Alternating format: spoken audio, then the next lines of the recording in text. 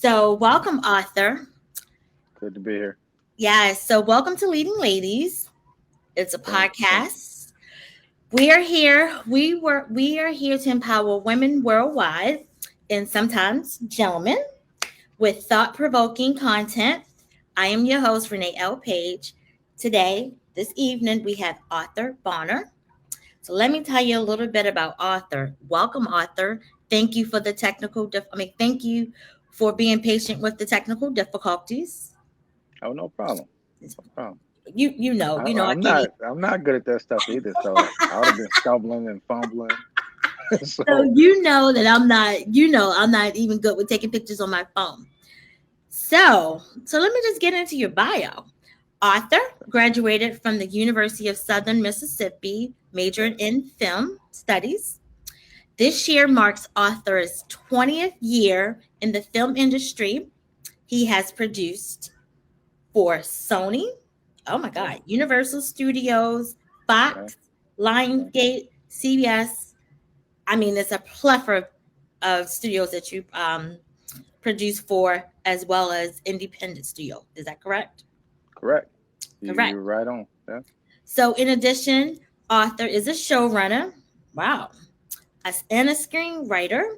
And then actually, Paradigm is the studio that actually represents you. Is that correct? As your talent, yeah, yeah. That agency. They're not a studio, but an agency. Yeah, an agency that yeah, represents you. To even have an agency, that's fantastic. And yeah, then, but you've been in the game. You got skin in the game. You've been in there for 20 years. yeah. So, so welcome. Thank you so much. Thank you for the Oh, introductory. I oh, appreciate it. oh, Yeah, you. I've been doing it for. This is my 20th year. Um, I didn't even realize that the time had went by that fast.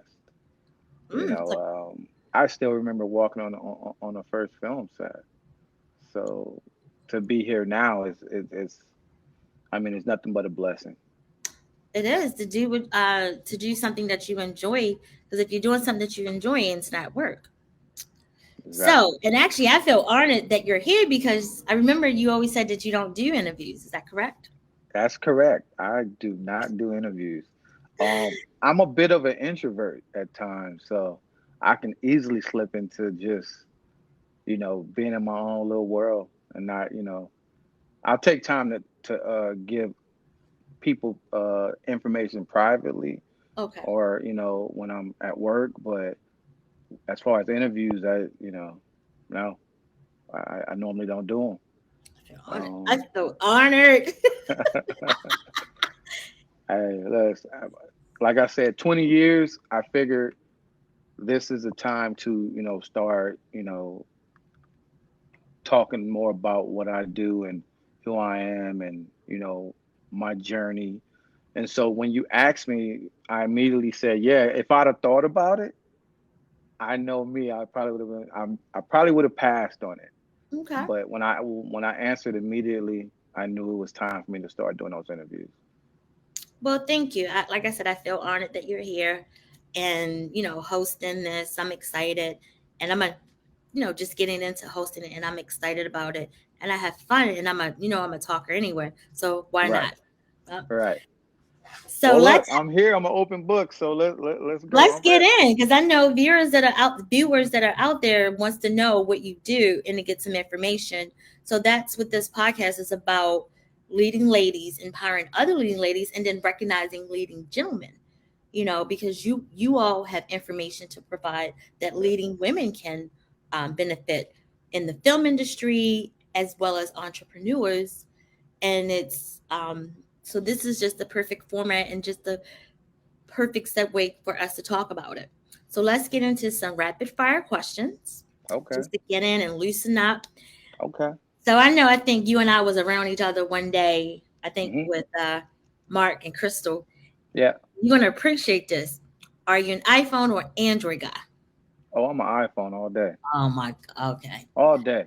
I Oh, mean, it's industry standard. Everything is Mac, and nah, Apple all day, iPhone. okay. I Well, did try Android one time, and the phone caught a virus, And I mean, that was 2 months into having a new Android, and I went ran back up. Whatever. So you're trying to say with the Android you get more viruses? Is that what you're trying to say? I'm not saying that Android. I'm just saying what happened to my phone. Okay. Okay. All right. So now this is very. I want to know this because Okay. you've been in the film industry for 20 years. So I think this is very important with successful people. Okay. What's your morning routine? My morning routine. If I get up and I'll try to work out. I don't always. That don't usually happen, but I try.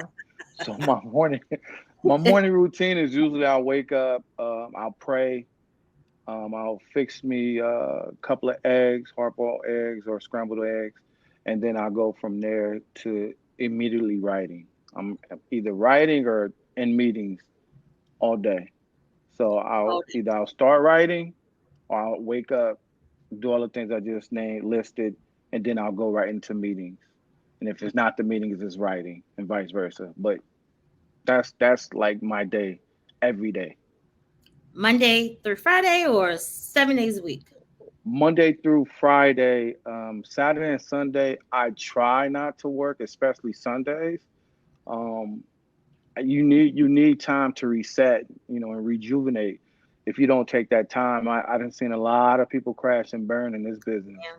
Um, if you don't take vacations, if you just work all the time, you will burn out at some Oh point. yeah, definitely, Yeah. definitely. Yep. So So that's usually my routine. I'm always working. I'm not just working on one project. So even with the meetings and the writing, it's usually several different things. So until I complete, I guess you would call it my mission. okay, Then I'll start on something else. okay, okay. So what's the last book that you read? The last book I read. Because I'm a Okay, avid book reader, so I would love to okay. know what people read. I'm gonna be straight honest. Oh Some people Lord. might not believe this, but how do I say it? With kids read books, definitely read your books. I haven't read a book in a while. And the reason being is because I'm basically writing my own books. When you're writing a script, you're writing all the time. So I don't Okay. really and on top of that, I try not to let anything influence what I'm working on. So I don't read as much as I should as far as books. But I Mm, do read a bunch of people's scripts all the time, but okay. no books. Wow. Okay, that's interesting because you're saying with the writing process, if you're reading someone else's work, that may influence you. Sometimes, yeah, sometimes. And other times it's just my time. I have a novelist that works and what is one of my partners, and he has great books. I want to say his book might have been one of the last books I read. It's called Darkensaw, Okay. and it's from a writer named Jared Middleton. Okay. Fan, Fantastic writer. So if that comes to mind, I think that's the last book I read. Okay. I mean, that's understandable because you're busy writing things like that. Yeah. I know one script you better be writing. You know What's what I that? mean? Yeah. I ain't gonna say, but I know I one. I know I'm one def script you better be writing. I'm With definitely that's one of the things that when I okay, wake up in the morning I'm working that's on. the first thing you better. Yeah. So, when did you fall in love with hip hop? When did I fall And in love with hip what hop? phrase is that movie from? When did I fall in love with hip hop? Just something to Oh, switch it up. I I oh, this is Are definitely you serious? no no no. I know it, but somebody's gonna get mad. Probably a bunch of my friends if I answer this wrong. I want to say that is from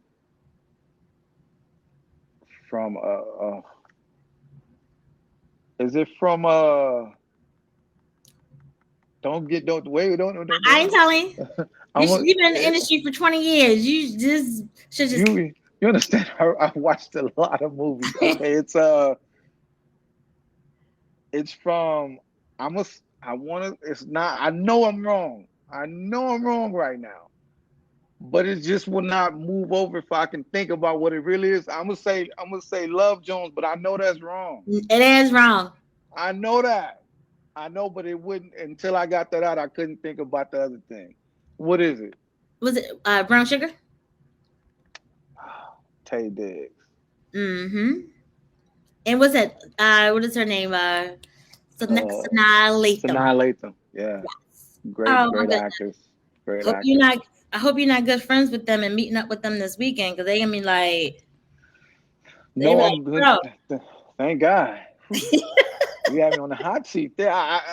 You don't understand. Like 15 movies from around that time popped into my head at the same time, and Love Jones was like Really? the first.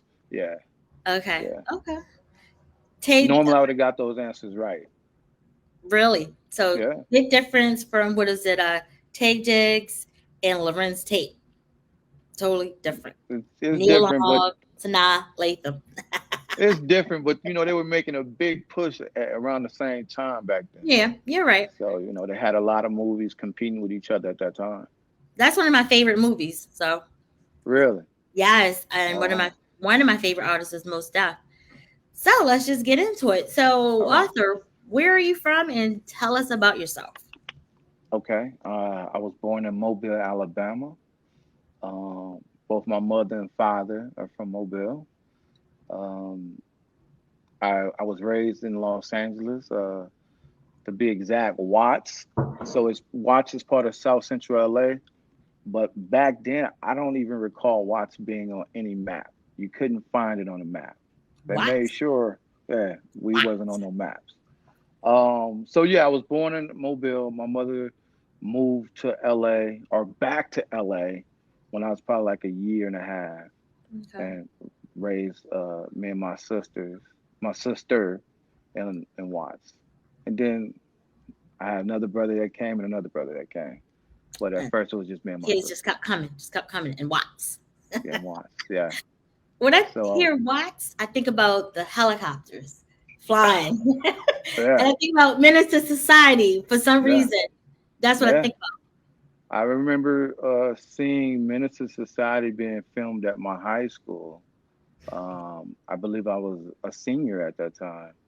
And when I saw them come over with those cameras, that was probably one of the first times I saw a movie being filmed in my neighborhood. I think when I was probably like in the fourth grade, they filmed colors right around the corner, but I was still a little too young to really about. realize what that meant.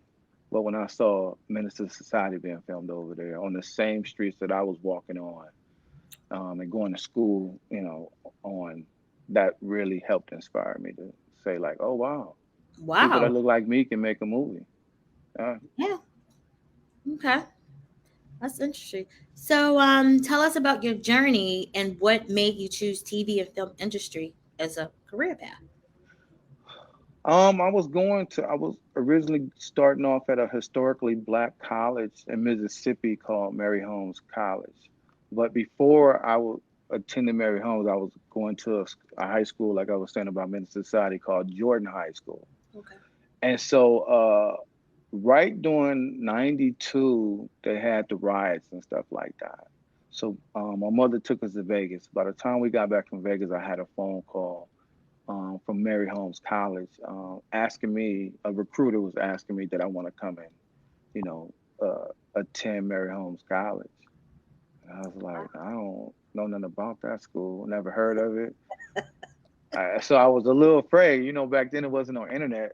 So Yeah. anyway, long story short, and I might be mixing up the dates a little bit. It could have been a little bit further up, about 93 or 94. But anyway, I ended up saying yeah, and I went up to school up there. And from there, while I was at the historically black college, that I thought I was going to leave after one semester, I ended up staying because I fell in love with it. So I tried to do the 2 years there, and then I transferred to Southern Miss, where I was going to go to school to be a doctor. And I ended up, Really? yeah, after my first semester, I changed everything. What, Yeah. biology? Is that what changed your mind? No, what changed my mind? I came home to visit. My parents was living in Long Beach, and I got to their place, and had an epiphany of what I was supposed to be doing. And so after the epiphany was done, I immediately changed everything about what I was going to do when I got to this age. So I changed everything. I knew what I was supposed to be doing. This is the first time I'm doing an interview, and it's the first time I'm probably saying this openly. I had an epiphany. I knew what I was supposed to be doing. And literally right after the epiphany, I was able to write and put things into a formula that I had never seen before. At that point, I'd never seen a film script. I knew how to write it though, right away. Right. And It just came. and it just came.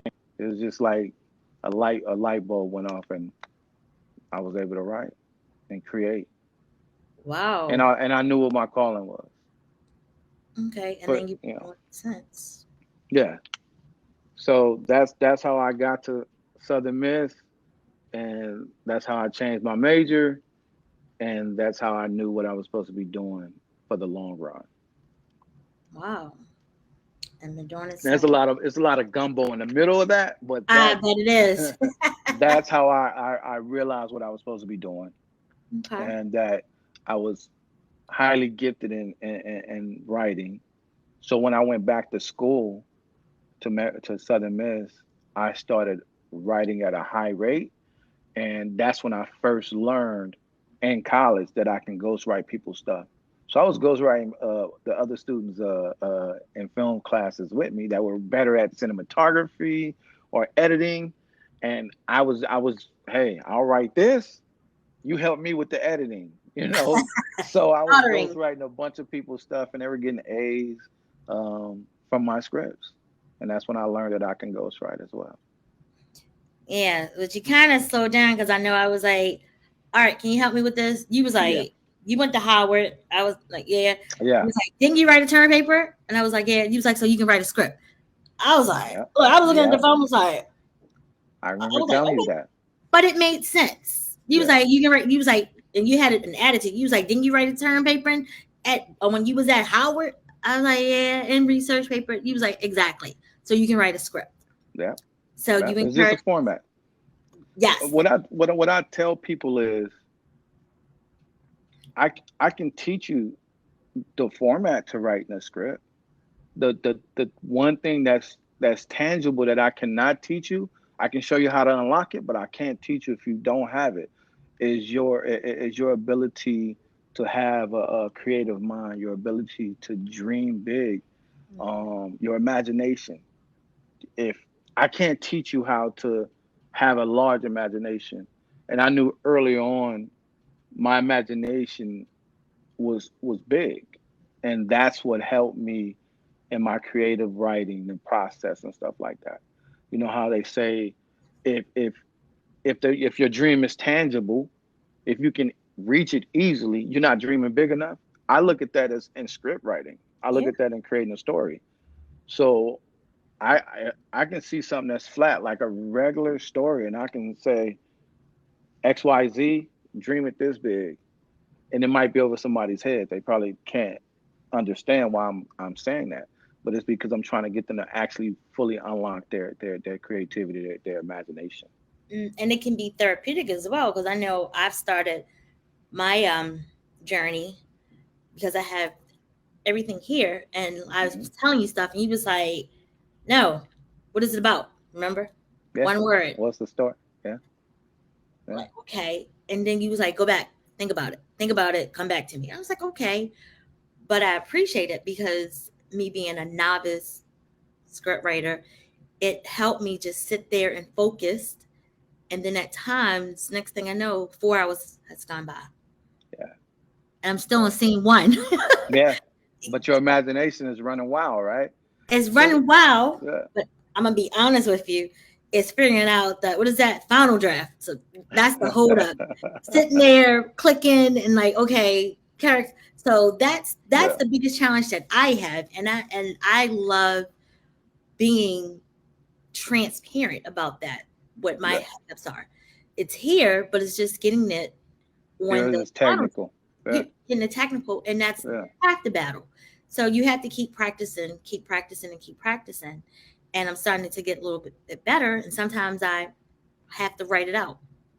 I'll have a book and I'll start Yeah. writing it out because I'm old school. I'm not going to date myself, but it helps me also to write it out and then go in. Yeah. Everybody has their own process. Mine is different from a lot of other people. I have some writers that's like dope at the technical aspect of writing. And then you have some that's dope at the creative part. You sometimes you have to match those up. That's why some writers can write the story and then they'll bring another writer in to write the dialogue to that story. It just works like that. Some people are better at some things than others. Like me, I don't write romantic comedies. That's not Oh, in my wheelhouse. But a lot of other things are like sci-fis and dramas and historical dramas, horror. That's in my wheelhouse, so I can write that all day. Sports movies and TV shows. I can write all that. But if okay. you try to get me to write a romantic comedy, you probably gonna be waiting because it's just not. It's not what I do. And people say, well, you if you can write, you can write that. But no, you No. you you have limits to what you Hmm. can do. You know, and so that's one of my limits. I don't know how to write a romantic comedy. So And I had to learn that I can't write romantic comedy. Uh, yeah, um, I'm more into the sci-fi, and then yeah, the stuff like the gritty stuff. That's the stuff that I like. So yeah, that's me. I can get excited about the sci-fi and the drama, yeah. crime, things like that. What's your Um, favorite movie right now? um, Look, I'm interviewing you. you know what? I'm not gonna say movie. I'm gonna say. Can I say series? Of course, One of my favorite is the Ozark. that's a good one. That's a good one. That's one of my favorite. The Yeah, Ozark. What else? Well, you said one, yeah. but I Ozark just is good. that's one. And Yeah. if I have to give him credit, I'm gonna say Power. Okay. The Power good. The universe is good. I Mm-hmm. like Ozark. Mm-hmm. One of my friends probably gonna be mad at me when I say this, but one of my somebody that I worked alongside and worked for me years ago, and a good friend of mine is actually the first AD for the Ozark, and Oh, I'm very proud of him. Um, he came up under my tutelage, and he's running with it. first So AD the for Ozark. Ozark. Hmm. Hmm. That is such an excellent show, and I was sad the way that it ended. I haven't. See, Personally, don't tell me. I haven't. well, I won't. I'm. I I'm gonna won't. have to watch it. I'm gonna have to watch it. You have to. That's one of my favorite that I can think of now. But we're interviewing you. We ain't interviewing me. So you come back All and you right. ask me All questions. right. Go After I ahead. finish writing my script, then you can ask me about. We can talk about that. So Okay. now, so you are a showrunner. Now Yes. that sounds like the big boys. Can you Yeah. expand on what a showrunner is? Okay. So a showrunner. We talking TV. Over in film, I'm a writer and I'm executive producer. Over in TV, that translate. If you can get to this level, Oh, it's termed as a showrunner. So the showrunner is exactly what it sounds like. He showrunner. that lady or that man runs the show. So you're talking about high powered writers, that's mixed into an executive producer that writes and creates the TV show that you're watching. So the Shonda Rhimes, Okay. the Eric Kripkes, those are showrunners. So those are the head creator, writer, executive producer, all mixed into one. So you running stuff. People gotta come through you. Yeah, yeah. Okay. But that's a good thing. I think I'm a good person to Yeah. have to lead people. I wanted to believe that I me leading. I'm okay with collaborating. I believe that anybody that's around me, I allow them to have their voice too. Really? I think, yeah, of course. You never know what could come out of it. I don't want to be, looking back 10 years from now, and I had a Kanye West in my group, and I didn't let him speak. And I don't mean like he has to be. I mean just somebody in the film industry, not music, but I'm comparing it to like a Kanye or Right, something right. like that. If I want to know that I'm grooming the next generation of filmmakers, and not just filmmakers, but great young men and great young women that can add something into this world. You know, that's one of the reasons I like film and TV. I look at it like this. Um, when I'm no longer here, God forbid, but when I'm Mm, longer no longer here, I look at those films and TV shows as time capsules. It proves that I was here. So I that's part of the reason I love film and TV. Something will be left here about me. right. So that's part of the reason. Yeah. Okay, so I appreciate you pay it forward and you give back, and so you're not selfish with your stuff, with your No, knowledge. um, no, not at all. Um, especially this day and age. Now that I can go back and reach and grab people, I've been doing that my entire career already. But now, again, I'm a showrunner, so now I have a lot of say, and I can pretty much, if somebody has something that's tangible, and I can help them get it to the next level. Yeah, right now I'm doing a lot of business with my friends. Okay. I'm working on I think you saw Crenshaw District. Oh, I was So part of it. Yeah, I love it. Yeah. exactly, you're part of it. So Crenshaw District, it came to me through a friend, and I was already working on another project with my childhood friends about Watts. So part of my deal was, if I bring Crenshaw to life, I'm gonna take a pause on Watts for a second, and I'm gonna just put them in a whole group together. So now you have four, instead of one TV show, it's four different TV shows. And I'm not going to tell all the information I about it, got but it. I got it. but yeah, so I love my childhood friends.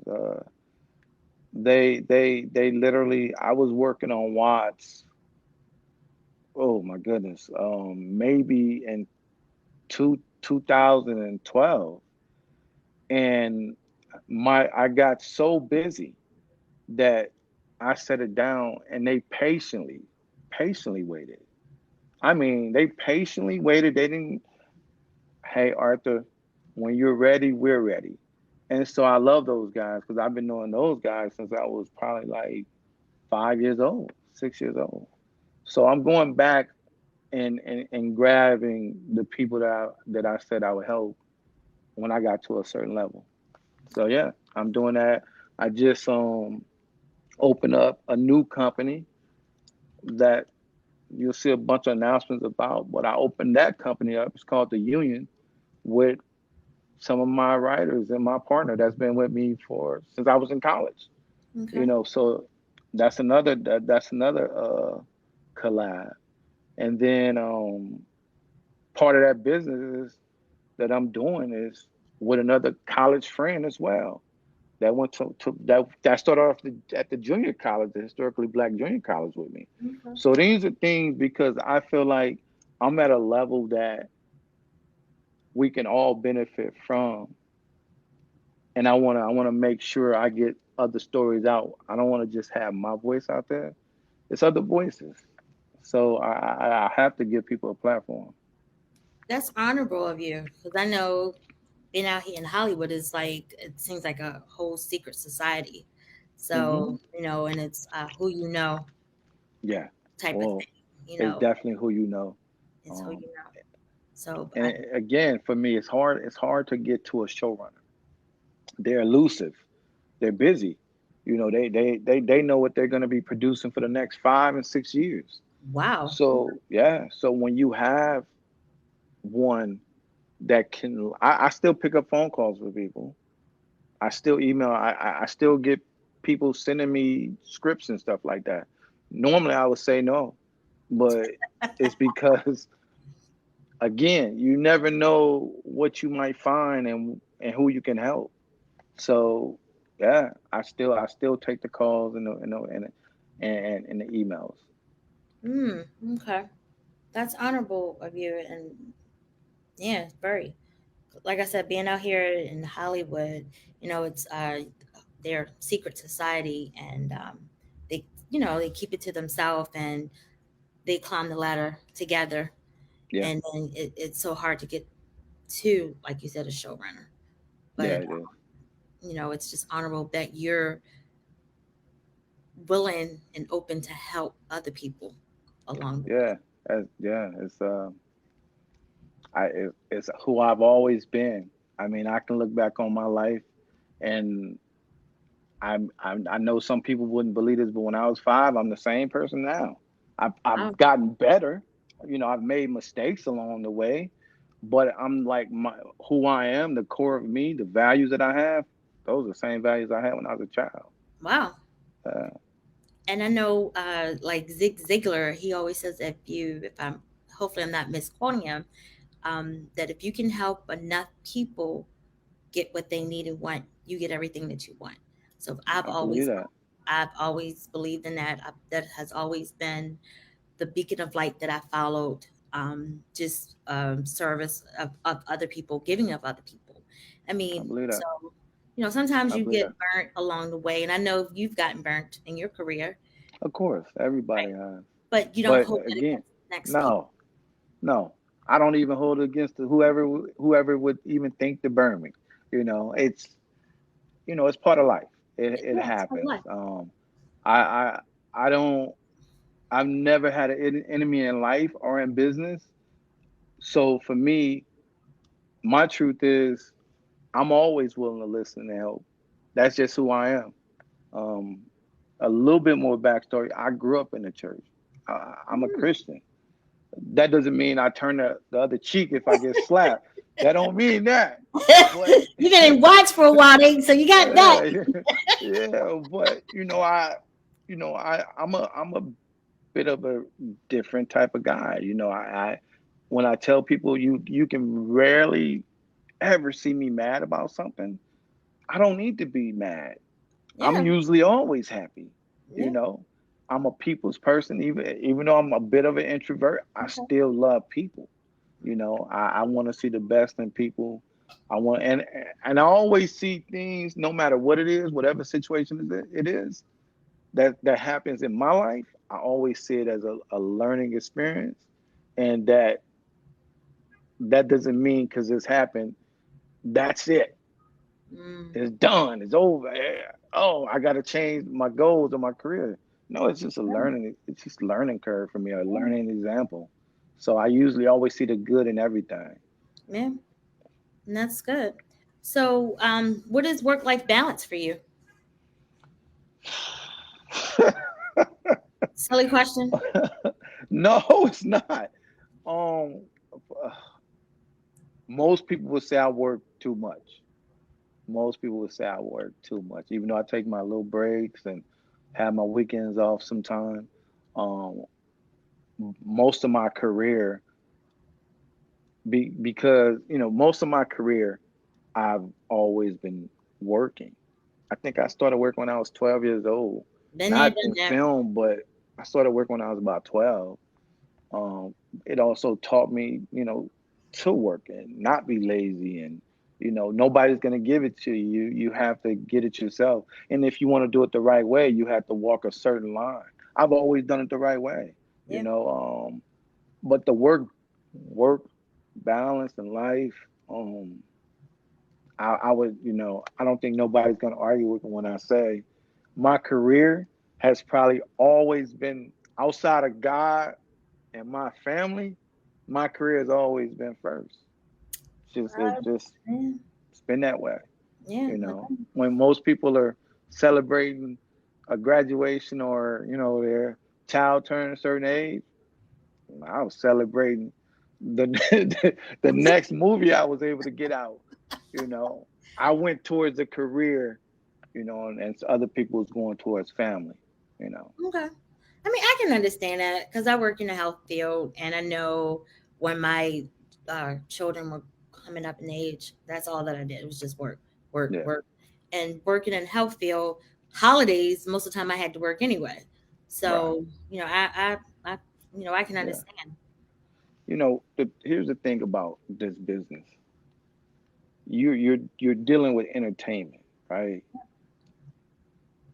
Most people, when they hear that, even when I had to take my mother to lunch and explain to her that I was changing my major, and I had to picture the show that I was talking about in order for her to even believe that I knew what I was going to be doing. Can you Mm. imagine that 18, 19 years old, you're telling your mother that, you know what, I'm not going to do anything that makes logistical sense. I'm Okay. going to go and be a filmmaker. What? What do you mean you're going to be a filmmaker? How you going to make a living at that? That's impossible. But when I pitched her the first story I came up with, by the end of that lunch, I remember she probably, if you ever ask her, she's not gonna remember. She's gonna say, I don't remember that. But she was in tears and she said, what are you waiting on? You need to change your major. You need to change it right now. So me and Hollywood and other people in Hollywood, what you have to understand is, and the music, I'll say music too. I don't Mhm. know as much about music. People always ask me, but I don't know that much about the music Right. industry. But I do know that when you have a big dream and a big goal, especially in the entertainment business, you have to believe that first. Mm. You have to believe it. People, what helps me is I believe in me first. Yeah. I didn't care if nobody else believed me. If I even took people advice, I wouldn't even be here. You Oh, wouldn't be interviewing me. I would be doing something totally different.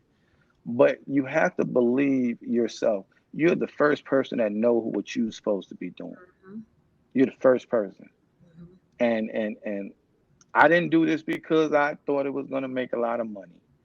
I was making. I think when me and my business partner first started, we started around the same together. I think we was getting. I think we first was working for free. This was back when you could work for free, and the studios or the networks not get sued. We worked for free for a little bit, and then we started getting paid. So, and you have to believe in yourself. You have to know what you're doing because if you're doing it for money, and it's okay to make money. I'm not saying not to make money. We all have bills, but Yeah. I'm saying if you're doing it because you figure you're gonna make a lot of money at it, you're not gonna be in the business that long because you're doing it for the Wow. wrong reason. You have to have a real passion at whatever you do.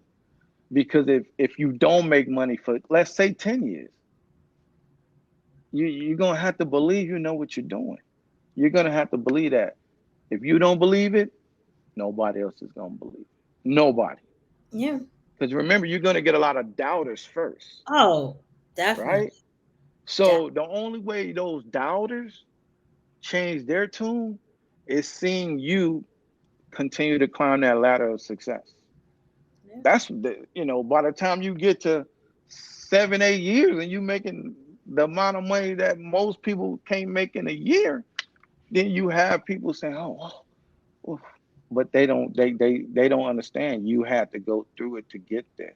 So you see me in 20 years, but I was always climbing that ladder, you know. So you So had to that kind of so sweat equity. So you had to do the sweat equity. you have to, I mean, listen, you have a bunch of people competing even in that level. So most people come out. I think this producer way back then, 20 years ago, told me that about 100,000 people come down here to make it in this business. Out of the 100,000, 10,000 last half the year. By the time the year is over with, only 10 stay in this business. And out of that 10, only one hits a pinnacle of success that's sort of like a superstar. Only one. Wow. So all I heard was the one. So I was all right. I was good. I'm gonna do what I need to do to become the one. And I already felt like I already had the blessings from God. So who could stop me? All I Yeah. got to do is continue to go forward, and I can get to the levels that I dreamt about. And I'm Yeah. telling you, if My dream is huge. I don't even know how else to say it. It's big. Eh, I mean, I think now my business partners, they all understand, like, well, this guy, he's gonna dream this big. We might as well go on and ride with him and dream with him Yeah. because he dreams really big, and that's who I am. Oh, I Yeah. don't see limits. I see time and dedication. I don't really see the limits in it. I think if you're willing to put in the time and the dedication, you can reach the limits that you want to reach. Yeah. Yeah. Look, I'm taking over your show. I'm preaching and everything now. No, no, because the thing is, I think, because a lot of people come to Hollywood Yeah. with the aspiration of being the next, what is John Singletary, Hmm. and I think that they need to know Singleton. Singleton. I'm sorry, I do apologize. Um, Singleton, Yeah. Spike Lee, Yeah. and I think they should know what the odds are. You know, the odds are against them, but if Yeah. you are persistent, you could be that one, or you could be You the, can be what that is it, one. one Yeah. percenter. So, Yeah. and then Yeah. that's in anything that you do, but mainly the film industry. It's brutal. It's It's brutal. It's a brutal sport. very, Um, I would give a little bit of advice there. And even when I was first coming up in the business, because it wasn't a lot of people that looked like me, especially men. It wasn't that many. I can count on my hand how many sets I was on back in those early days that okay. had a brother like me or somebody that looked like me. Maybe one, maybe two. I probably was the only one at the time, but it wasn't a lot because, and it's not that we were being stopped from being there. It was, it was hard to get from a Watts to Hollywood, and it's right up the street. It's like what on the freeway, like 30 minutes. But Hmm. to get from there to there, we didn't know how to connect those dots. So I can only imagine from Harlem to Hollywood or from Brooklyn to Hollywood. Let's even go deeper from a Midwest town to Yeah. Hollywood. We didn't know how to tie that together to get from there to there. So it was a lot of times it wasn't us. But I tell you, when I did get here, and people would see me, the first thing they would say, because they only had, well, we got a lot of producers that's minority. We got a lot of producers and creators that are women now, and I love seeing that. But what they didn't have a lot to reach for or compare you to back then. So the only thing they would always say is, you're gonna be the next John Cena, or you're gonna be the next Spike Lee.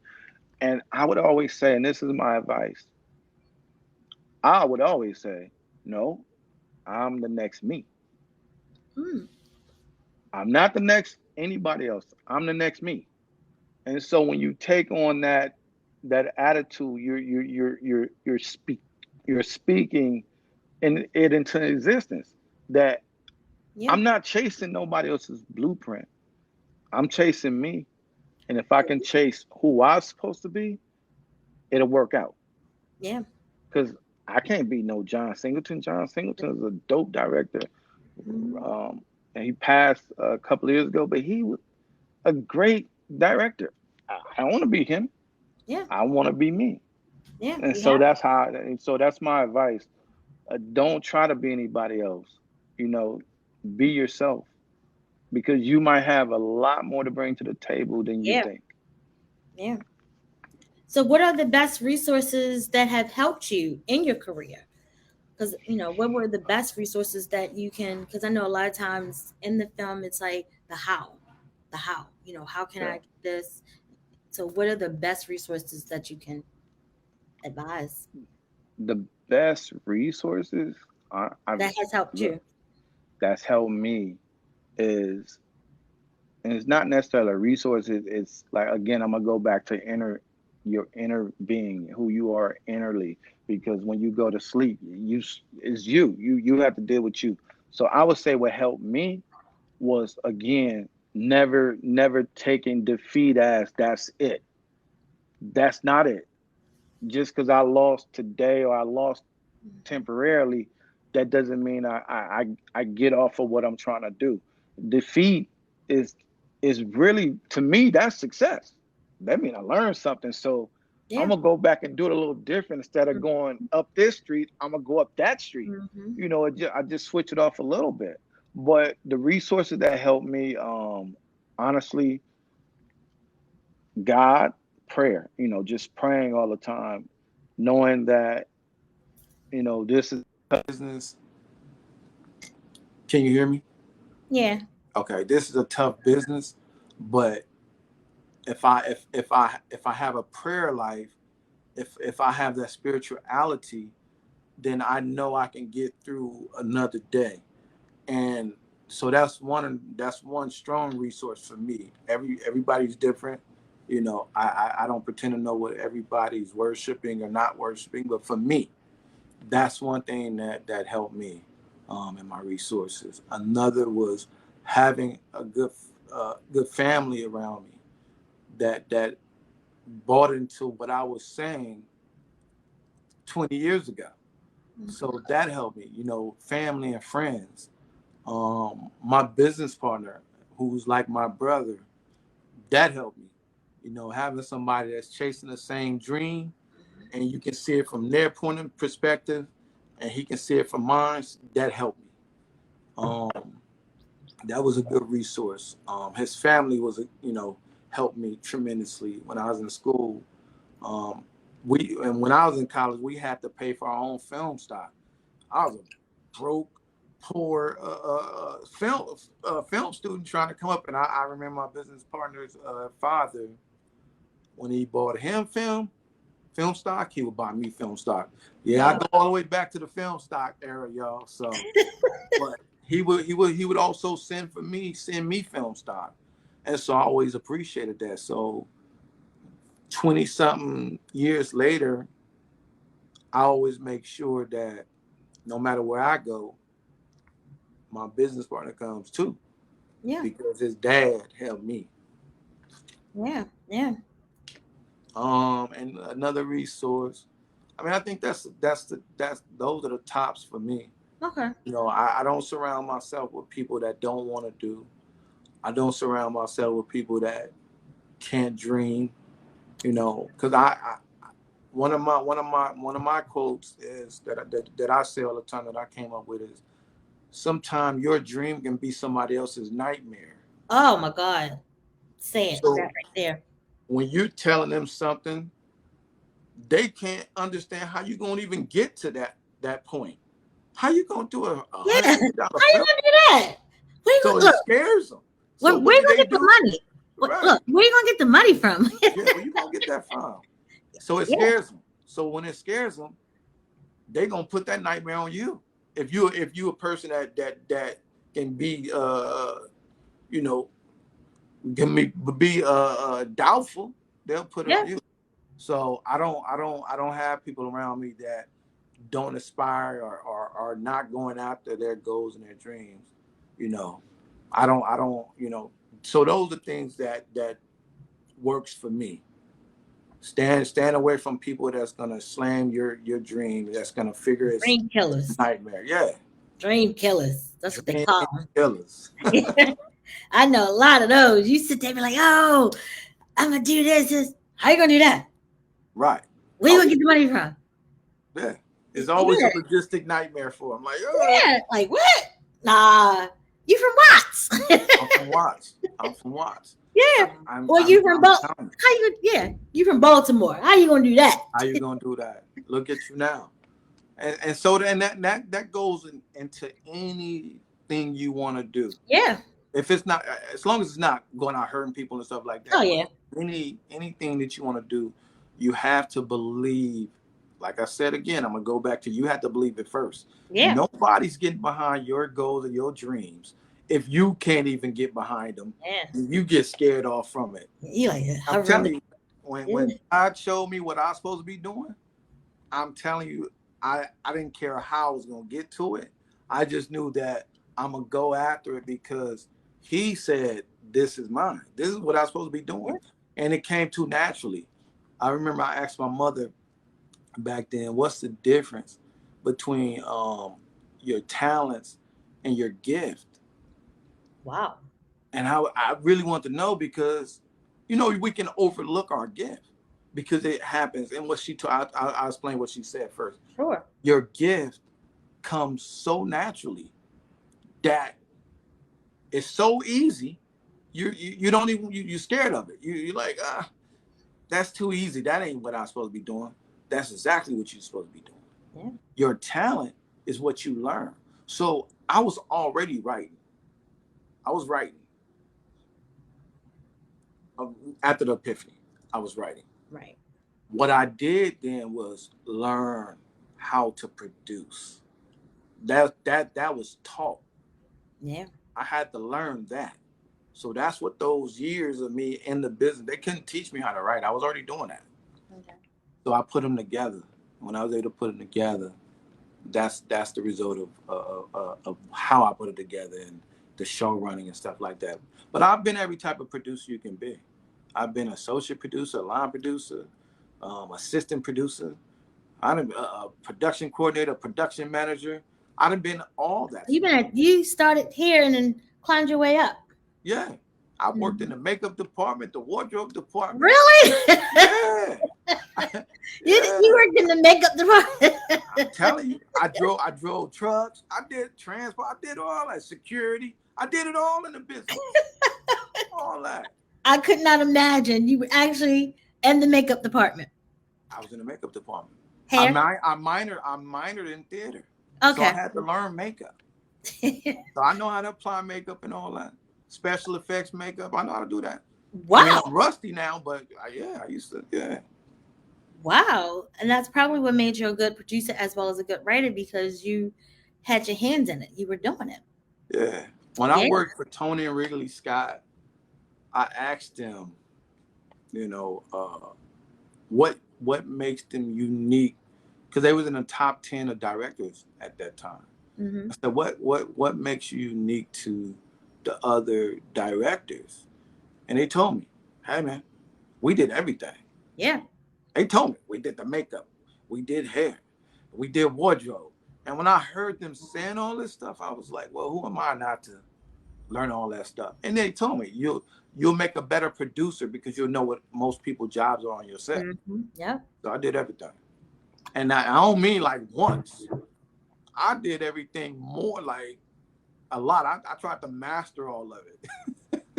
That makes you a good leader. When you can know everyone's role of what they're supposed to do, I think that makes you a good leader. Yeah. When you know what everybody can do and to get people to do their job. And because I know what your job is because I've done your job. And I think that's very important. It's because you're a showrunner and you're a leader. And I think even with me at work and my soon-to-be former career, but you have to be able to do what you delegate. I don't delegate something that I wouldn't do myself. Right. I've always, and everyone always says, oh, Renee, you make a good leader and things. And that's because I believe in providing service and I believe in doing, if I ask you to do something, it's because I can do it also. I'm not here to, not too big to do it. Yeah. I can do it. What I asked you to do, I can do it. And then some. I agree. I'm the same. Yeah. So I appreciate that. So tell us about, so you probably have a lot. Tell us about your most memorable experience in your career. My most memorable. I was producing for Sony. We were working on a project, and we were in the Sony offices. We wasn't at this point. We weren't filming. We were in pre-production. Oh, okay. And I remember it's memorable to me. It's funny. Okay. It might not be funny to anybody. I laugh at everything. I remember I got hungry, and we had like a restaurant built onto the building we worked in on the Sony line. And I went downstairs, and I saw a bunch of guys talking to this one guy, this one brother. And so I was like, who they all, why they all surrounding him talking to him? It wasn't like they was aggressive. I just was like wondering, well, who is that? Because when you would go down into our lobby, you would see the who's who of celebrities all the time. And so I remember I was like, who is that guy? And I looked again. I was like, oh, that's Killer Chris. Oh. so now I don't get starstruck. I wasn't starstruck then, but I just Right. was like, that was one of my shows. So I said, and I yelled across the room. I said, where you hiding the bodies at?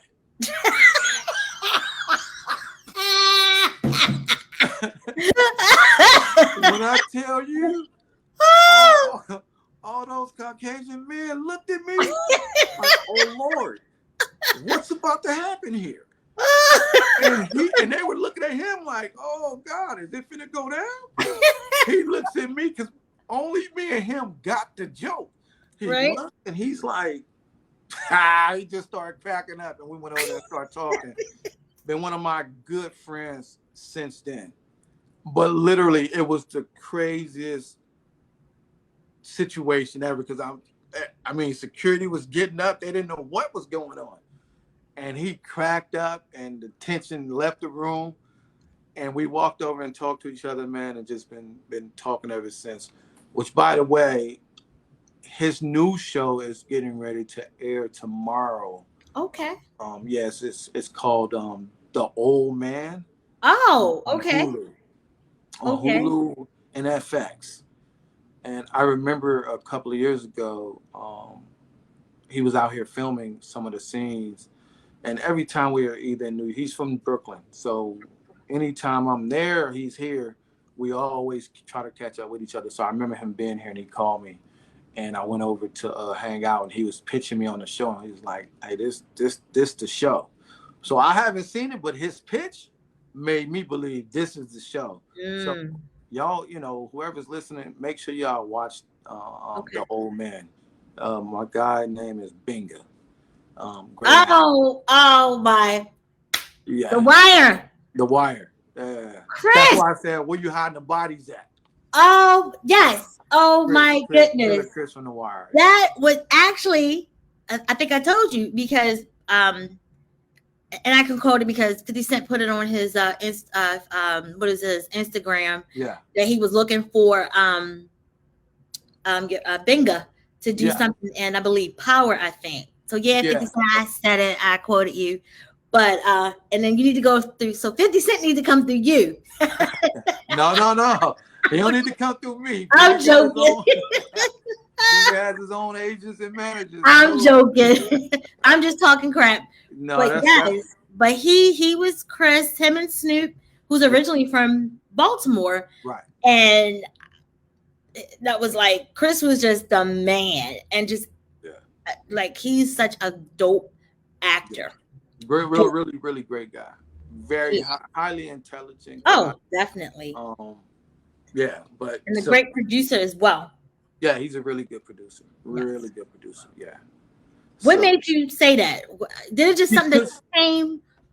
Yeah, that's something that came because for me, most of my memorable moments are with some of my closest friends today, and how we got to that moment to be friends. You know what I'm saying? This day. So those are a lot of my memorable moments.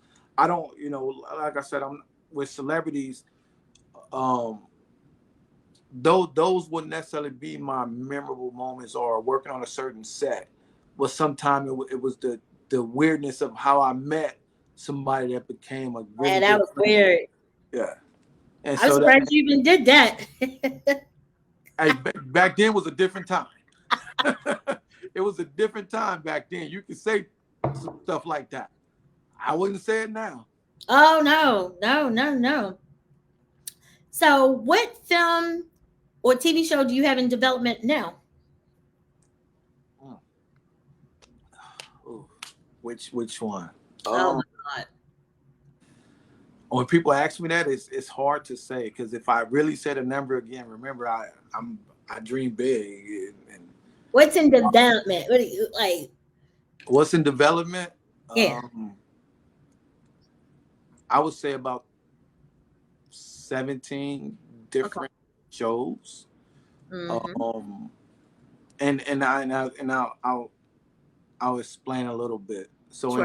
in my company, the union, we have, this is a part development company, so we develop TV shows and films at a high rate. So during the pandemic, I developed about 20 shows from 2020 to 2021. What does that look like? Ugh. A lot. And along the way, I was also working with a production company called Tilted Crowns, where I'm the showrunner for their company, and they also have shows that I helped develop. It was probably like around 5 or 6 shows over in their stable, and so I was just developing at a high rate, you know. And so if you ask me what I have in development, it's a lot. It's a lot. Some of my favorite shows, or you know, I know you know about Muddy Water. That's my favorite. That's your favorite. Crenshaw District. Yep. What else? Sanction. Those are some of the shows that come to mind, and some of the other shows, like I said, with Tilted Crown Production, they have a bunch of shows, and I also was helping develop for another company out of Dallas, some boxing series and stuff like that. I work with at least 4 other established production companies where I help them build their content as well. Wow. So that's why I said when I'm on those, like in the mornings, I'm having meetings and writing. It's several different companies that I'm on the phone with. So you just have to. Yeah. I can barely get ready for work and go to my 2 different jobs and write my because you have homework for me, my script stuff, and oh my goodness, and talk to this person on the phone, and I got to write notes and things like that. So wow, that's a lot. Yeah, it's fun though. You know, like I said, with Tilted Crown, you have Melody Holtz and Don Michelle, who Melody Holtz is from Love and Marriage Huntsville. She's a star of that show. So I help develop a lot of their stuff. So she's a producer as well. So yeah, it's a lot. I know it's a lot, and again, that's why I try to take my vacations when I can and hang with family when I can. Coming up in the business, you know you don't get to see a lot of your family. You try to, but if you're trying to do something at a high rate and at a certain level, a lot of times you don't get to spend a lot of time with your family. So I try to make up for that as much as I can, and friends too. You know, my friends sometimes, where you at? Where you at in the world today? Yeah. Because I'm always somewhere, you know, trying to, you know, help build not just my platforms, but like I said, other production companies as well. So I know, can you, because I know it's opportunities for tough, can I? Yeah, you can talk, yeah, of course. Well, so what is it, tough? Feature film? Tough sledding? Because I know that it's opportunities, if you can say, up in the next year for people if they're interested, right? No, in the next couple of months. Okay. Yeah, so tough sledding is about the 2002 U.S. sled hockey team who went on to win gold. It's an underdog story, and these guys were not supposed to win anything. In fact, they were supposed to lose probably every game. And the only reason they were in the Paralympics at the time was because we were the host country. They ended up playing their first game, and they won. The backstory to what helped them push forward and win was that 9/11 happened, and it kind of put a chip on their shoulder. And when they got into those games, they just remembered all the turmoil the country was in at the time, and so and their own personal journeys and stories, and they combined all that together to go to get on the ice and go for the gold and win. So this was the first time this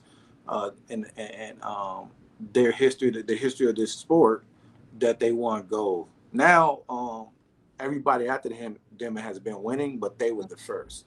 So that's what tough sledding is about. I actually have to go to Colorado. They're getting inducted into, the whole team is getting inducted into the Hall of Fame. And this is the first time these guys have been in the same room in 20 years. Wow. And I'm excited because I didn't even realize that while they were playing or getting ready to play, my career was starting over here in LA in the same year. So to have this story and this story to have fallen on me and my business partner desk, I believe back in 2017. This is why I say people have to be willing to in this business. You have, things don't happen overnight. Yeah. So you have to continue the journey and continue to push forward, because we started developing and working on tough sledding in 2017. We started interviewing in 2017, and it's took up to this point for this to be happening. So yeah, we're actually getting ready to start casting in the fall. It'll be a nationwide casting for able and disabled bodies. My agency is in the middle of interviewing or talking or reaching out to some A-list talent for the movie as well. So a lot of things that happen on a lot of fronts with tough sledding, and we're getting ready to go there.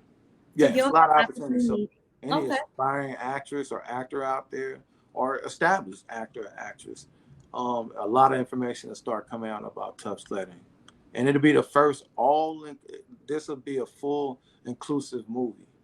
So we'll have disabled actors playing disabled characters, able-bodied actors playing able-bodied characters. Wow. So you won't see somebody on the ice who's an able-bodied that's acting as a disabled. We're not doing it.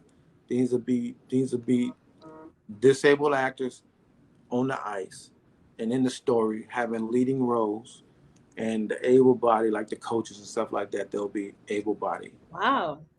That's good to know that there's opportunities that's coming for aspiring actors, actresses, and everything like that. So that's exciting. So, moving on. Okay. If you had to write a film about yourself, who would play you and why?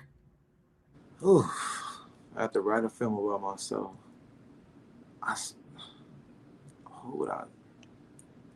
That's a good question. It is. I wrote it. You told me to think and be creative, so it's a good question. Who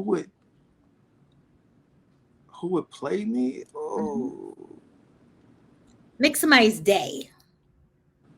I'm trying to think.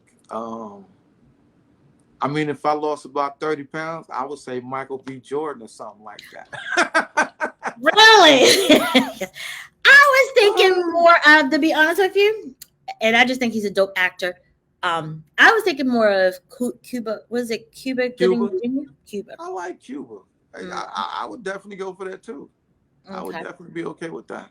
I was thinking Cuba Gooding Jr. That's what I was thinking. But you said Michael B. Jordan, really? I mean, I'm only 32, and if I get down, a couple of pounds, we don't, in TV and film, when you're doing a biopic, I think the worst thing you can do is try to get somebody that looks just like the person. Yeah. I'd rather get somebody that can act, more so than look just like me. But I definitely, a Michael B. Jordan or somebody like that. Yes, Michael B. Jordan. Oh, hope you're feeling better. No, I'm joking. Yes, Michael B. Jordan. So he would kill a role. He would be really good. He would. I think he would. I mean, because he can go deep. Yeah. He can go deep. Yeah, he can. He dope actor. I haven't met him or anything like that. I'm just thinking out loud, that I think he would do really well. He would do, yeah. He would do, yeah. I love Michael B. Jordan. Yeah, a little too Well, young. there it is. At least the women would go and see it because Michael B. Jordan's in it. So Yes. they might not know who Arthur Bonner is, but they But will they see it know because Michael B. that Jordan. Michael B. Jordan is playing him. Right. And it must be a good story if he's doing it, right? Right. Right. So, how do you see the film industry changing in the next 5 years? Are we talking technically or are we talking creatively? Whatever you say. You're the expert. In the next 5 years, I think we're gonna start seeing a lot of the filmmakers that's getting into the business now. I think they'll have, or that's been in it for the last 5 years. I think their voices will shine throughout TV and film. I hope that's what happened. I think new voices is always needed. Yeah. And I think that because 5 years from now, if they were in the business 5 years ago, that's that 10-year journey. Mm-hmm. Right? When studios might listen to a 10-year vet or something like that, I think we'll hear a lot of new voices that are not really new because it'll be about 10 years, but for us on the outside, there'll be a new voice. So I think in 5 years we'll start hearing some of those great new stories and get excited for this seemingly new showrunner or creator that came out of nowhere, but he was there 5 years earlier. Mm-hmm. That I think that's what Hollywood entertainment will look like. Just seeing those new creative voices. That's what I'm hoping for that. Yeah. I think technically, sky's the limit. To be honest, I think they might 5 years from now be filming something on the moon, or they got the cameras. They're gonna shoot something in outer space or something. I think technically, I'm sure somebody out there is about to spend $1 billion to go shoot a show or something. That sounds like something Michael Bay would do, right? Something like Michael Bay. Hey, you know what? Spielberg. One of those guys, or somebody that the studio is willing to take a risk on and want to be the first to do it. We're gonna make $3 billion if we go shoot it in outer space. It's gonna cost us $1 billion, but somebody will come up with it. Somebody like Elon Musk might be like, you know what? Let's go shoot a film on the moon. Yeah, Elon, I said it first, so if you hear this, he'll probably have you as a showrunner. I'll come showrun that for you. Yeah, because he's buying up everything now. Yeah. Elon Musk. So, what leading gentleman from the past or present would you like to have a cigar with? What leading gentleman from the past or the present would you like to have a cigar with? Give me a second. I'm really. Really? You need a second. Yeah, I mean, because there's a lot of great contenders for that. I would say Muhammad Ali. Really? Yeah. Okay. I would say Muhammad Ali. I think he inspired a nation, and I didn't get a chance to meet him while he was here, so I would love to sit down with him and talk to him and have a cigar with him. And brandy, right? Yeah. Pouring your little brandy. Yeah. It's crazy because I produce a bunch of different boxing shows, but I never got to meet him. Really? Never met him. Because I know you did the boxing with Floyd Mayweather's father, right? Yeah. Knockout. Knockout. Yes. So you all need to go see that. Yeah. But I never got to meet him, so I would say him. Yeah. Oh, Muhammad Ali or Muhammad Ali. Oh, okay. Muhammad. Yeah. Yeah, Muhammad Ali. I would say. Yeah, that's a good choice. Excellent choice. Mine is Oprah. Oprah? Yeah. Coffee with her. Coffee. On her deck. Conversation be? How we go? Oh my goodness. Oprah. She'd probably be like, well, hold on, girls. She'd probably be like, hold on, one question at a time. But I would have so many questions for Oprah. But you only get one. You know what? I like what Floyd Mayweather said. I don't aspire to be a billionaire, but I aspire to be wealthy where I can do what I want. Yeah. And he said that if you're my friend, you'll show me how to be wealthy. So I think I would ask Oprah, show me how I can be wealthy. Not a billionaire, but wealthy, meaning I can do what I want to do when I want to do it. Yeah. That's wealth to me. Being able to do what I want. Freedom. Yeah. That's me. So that's what I probably would ask her. That would be my question. Oprah, if you want to be my friend, you'll show me how to be wealthy, just like you. You can't show me we can't be friends, Oprah. And I would leave right then. I would be like, I gotta go. Where's the private jet? I gotta go.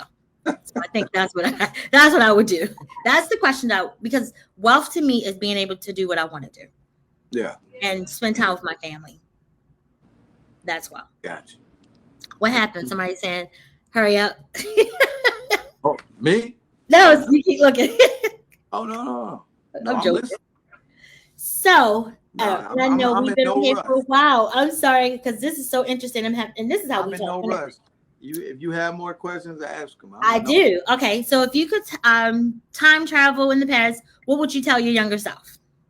Oh, man. Okay, what would I tell my younger self? I would tell my younger self, don't be afraid of rejection. Oh, that right there. Yeah. Don't be afraid of rejection. Put yourself first and always be respectful of everyone else. I would tell my younger self that. I would also say, if I could go back to my younger self, I would tell them to get in the film at 17. Oh. But those are the things I would tell my younger self, That was a good question. Yeah, thank you. So what advice would you give to the future leading gentleman? The future leading gentleman? Mm-hmm. The advice I would give, since it's difficult because I can say put God first, but I don't necessarily know that everybody, believes in God. I hope they do. I mean, I hope so too. Or some person that they verse to. Yeah, I would definitely tell them to believe in yourself. Okay. Believe in yourself. Know that you're gonna get knocked down 10 times, but get back up on it 11th time. Yes, I like that. And I would tell him to try not to share your vision with everybody, because we get caught up and want to share it because we want validation. Yeah. Don't share your vision with everybody. Mm-hmm. Hold your vision close to you, and push forward on your journey. That way, when you're almost at the end of your journey, the blueprint will already be made. Somebody's behind you writing about you anyway. Yeah. So don't share with everybody, because everybody's not gonna understand. And again, somebody's dream is somebody else's nightmare. Nightmare. How you gonna do that? How you gonna get the money for that? Right. You can barely pay you right now. You think you get Michael B. Jordan to play you in a movie? Yeah, what were they Arthur talking about? Yo, did you hear Arthur say that? Michael B. Jordan playing him. If Michael B. Jordan plays me in a movie, all my female friends will try to come to the movie set. I'm talking my cousins, my aunties that are girls. I'm talking all the girls that's around me will try to be at that movie set. Michael B. Jordan. For Michael B. Jordan? You gonna be there? Yeah. Oh, y'all gonna try to be there. I'm gonna be the producer. I'm gonna be like, no, Michael, no, you need to be over here. No, Mike, over here. Okay? No. I'm be the one that said, no, go back and sit and we'll call you. Go to makeup. No, I'm joking. But I love Michael B. Jordan. So now, so tell us where our listeners can find you online. We're wrapping up. Online. So I have the new company. So we're in the middle of building the website. Again, another collab with a good friend of mine from college. So again, I'm going back and reaching in all departments for my friends that specialize in stuff I don't specialize in. Oh yeah. So we're having the website built. So I would say right now you can find me on Instagram, Arthur W Bonner. Um, You can DM me there if you have questions about this business. I'm also getting ready to start doing something that, again, my 20 years. So I'm trying to figure out ways to give back. I've given back a lot already, but I still want to continue to give back and help others. So I'm about to start doing a pitch hour. Okay. So a live pitch hour on my page, and that just means um, people can come on my live for that hour, and they have between 3 to 5 minutes to pitch me on their idea. Now, Oh, keep in wow. mind, I don't want your idea because I know people are very afraid of people taking ideas. I have a company that have 1,000 ideas and scripts and stuff. So this is actually to help the aspiring or people that are still trying to get over the hump of creating their own material. Okay. So I'm going to do a live pitch hour with some of my closest professional friends in the business. That's a big thing. So, Learning how to pitch. Learning how to pitch. I might even be on there. I'm yeah, trying to pitch some stuff. yeah. Man. I'm gonna have a panel of some of my closest professional friends that's established in the business, and people can come on there and they can pitch. We can break it down right then and there and tell you what you might need to do and how you need to tighten it up. And I already do that kind of already with another one of my friends that's a professor in Chicago at a college. I talk to his students. I think we do it like once or twice a year where I break down their pitches. I give them a little bit of information. Then they come back and show me their finished products. And then we go from there. So I'm going to do it live so people can get down their pitches and know whether they have something there or need to go back to the drawing board. And you heard it on Leading Ladies, recognizing leading gentlemen. So it's not just gentlemen, as women, take advantage of these opportunities. So hopefully you don't have a whole bunch of people. Well, you talk about Michael B. Jordan, might have a whole bunch of women DMing. Don't forget about me. But these are what? things that we need. I'm here to help. That's good. Whether it's a man or a woman, some kids might have a great story, Yeah. But I'm here because, again, it's so hard to get to a showrunner. Yeah. So I'm actually gonna open up some of my time to listen to these pitches and listen to people's stories and stuff like that.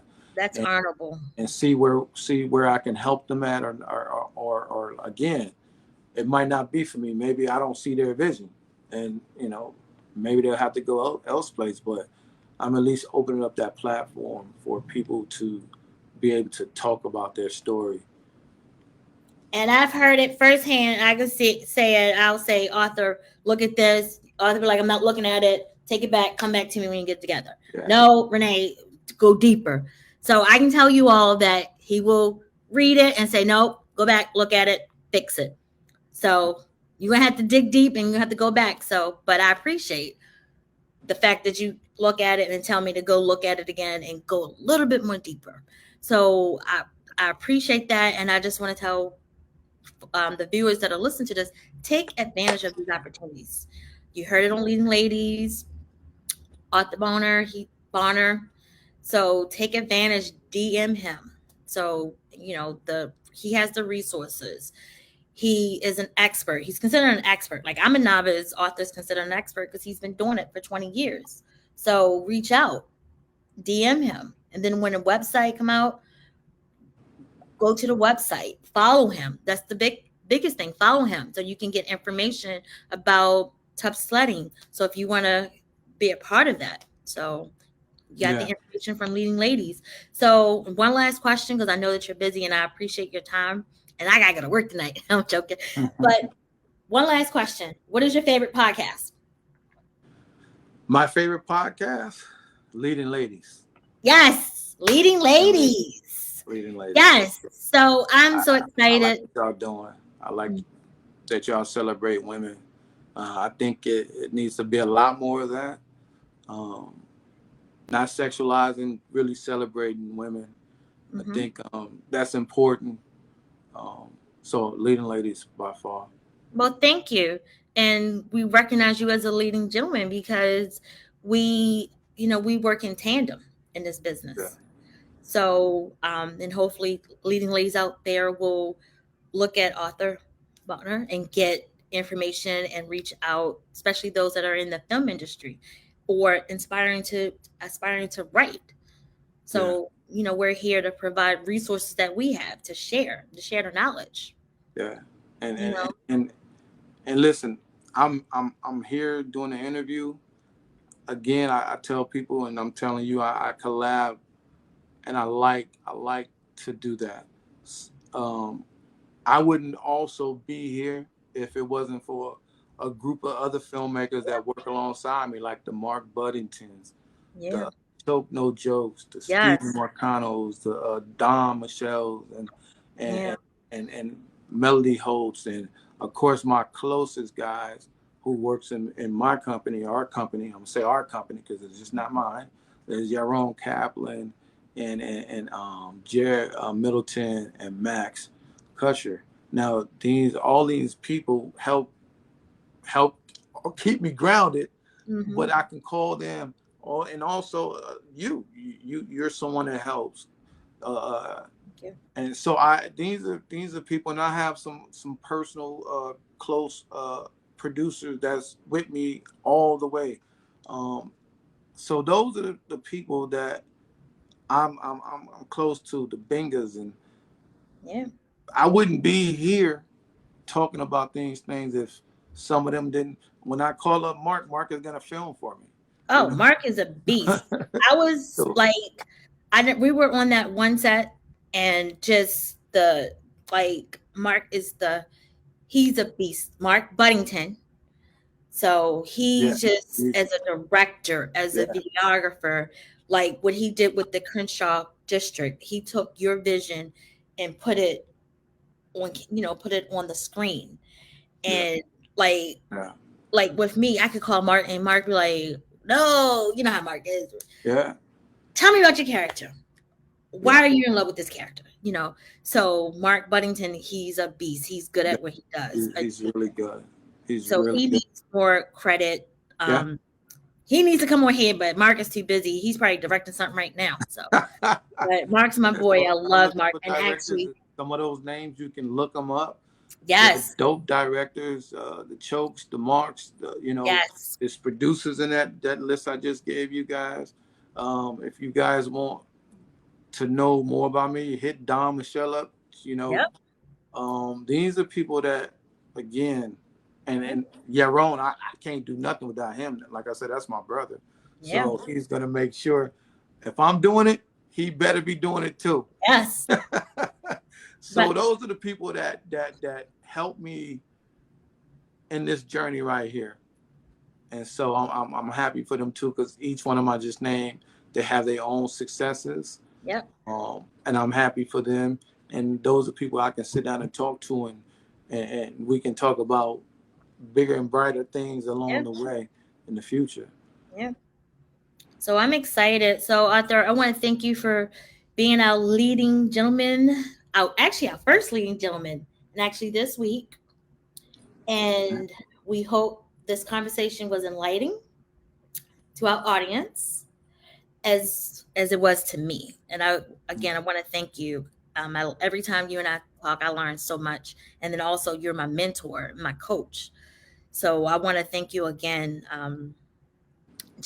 You're just God sent in this industry, and I hope more people take advantage to Thank, getting to know thank, you and getting knowledge from you to get to where they need to put you in their tool shed to help. thank Um, you, thank you, thank you.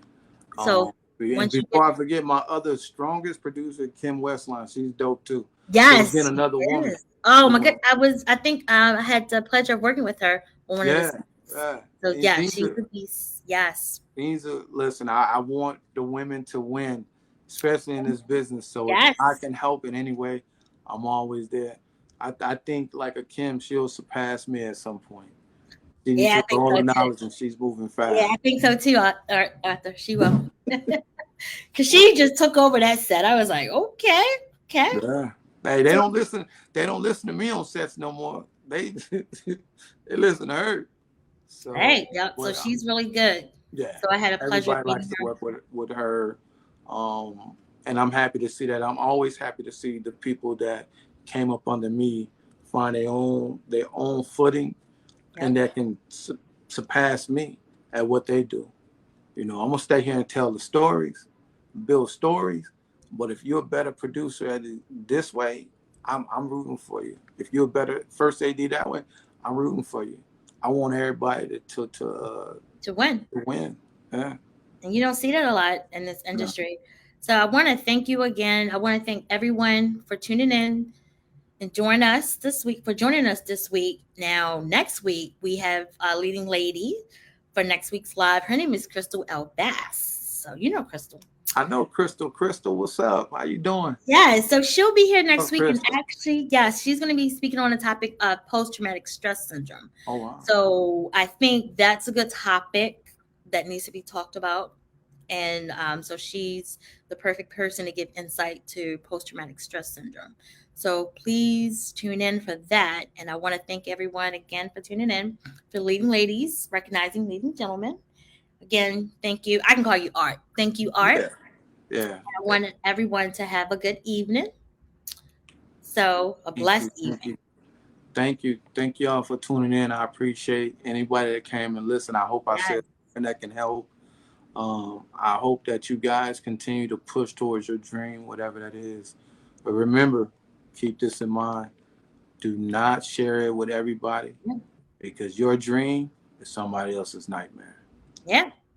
So this will be uploaded to YouTube. So it was operator error. So this live will be uploaded to the YouTube so people can go back and view it. And if they need to write notes, the information. So I want to thank everyone again. But let me see. Art. So Yeah. thank you. Good night. So don't hang up Thank yet. you. All right.